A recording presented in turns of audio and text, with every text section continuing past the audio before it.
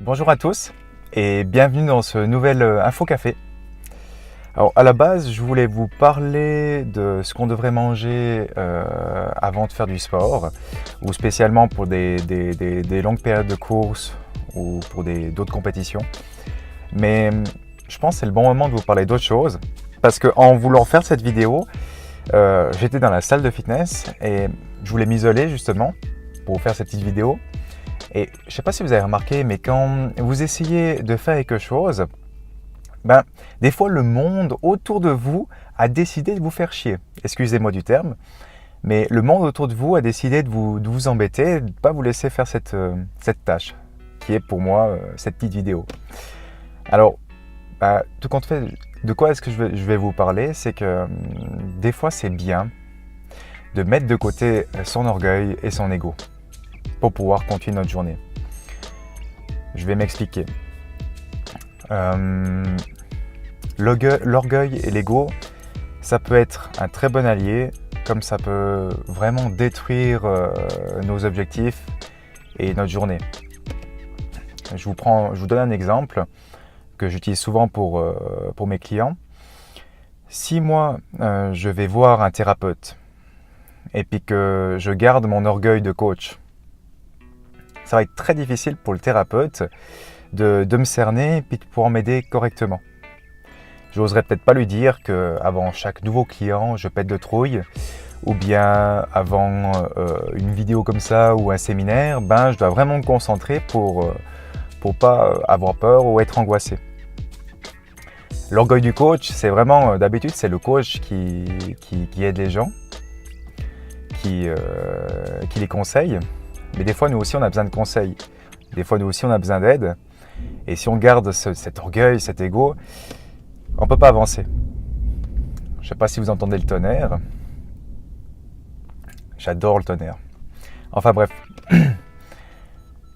Mettez-le de côté de temps en temps. Mais pour le mettre de côté, il faut en prendre conscience. Simplement. Et dès que vous voyez qu'il vous embête un petit peu, il y a quelques exercices que vous pouvez faire qui peuvent vous aider. Moi, je me mets dans un coin.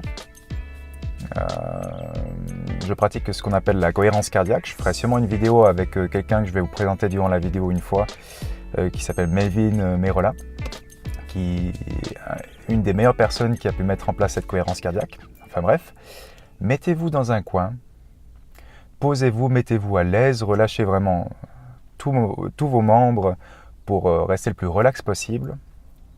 Concentrez-vous sur votre respiration, pour essayer de lâcher prise un petit peu sur la situation. Et concentrez-vous uniquement sur la respiration. Vous faites ça pendant 1 ou 2 bonnes minutes. Une fois que vous avez pu vous concentrer sur la respiration, analysez tous les petits bruits qui se passent autour de vous, tous les petits bruits que vous avez autour de vous. Vous allez écouter vraiment le moindre petit bruit qui peut être à l'extérieur d'où vous êtes ou à l'intérieur. Et rien que faire ça, ça vous permet de vous focaliser sur moins d'informations. Du coup, il y a moins d'informations qui passent dans votre tête. Et du coup, le stress va diminuer. Et cette partie ego, orgueil, va aller se cacher et va beaucoup moins vous embêter. Il y a des moments dans votre journée où vous devez dire stop. Dire stop, je me refocalise sur ce que je dois faire. Donc, je prends un petit moment pour quasiment rien faire. Se concentrer, 1, sur la respiration, et 2, sur les petits bruits qu'il y a autour de vous. Ça peut être un petit exercice que vous pouvez faire à n'importe quel moment de la journée. Ça prend à peine 5 minutes. Alors essayez de faire, surtout quand vous êtes dans une situation comme moi aujourd'hui. Je l'ai fait, puis du coup j'ai pu faire cette vidéo. Parce que sinon j'aurais été bloqué pendant toute la journée et des fois ça peut être vachement paralysant. Je vous laisse là-dessus.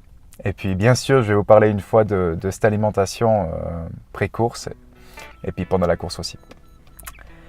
Je vous laisse avec ça et n'hésitez pas à partager cette vidéo, surtout ça je pense que ça peut toucher pas mal de monde. On se retrouve bientôt pour une nouvelle vidéo d'Info Café. Bye bye!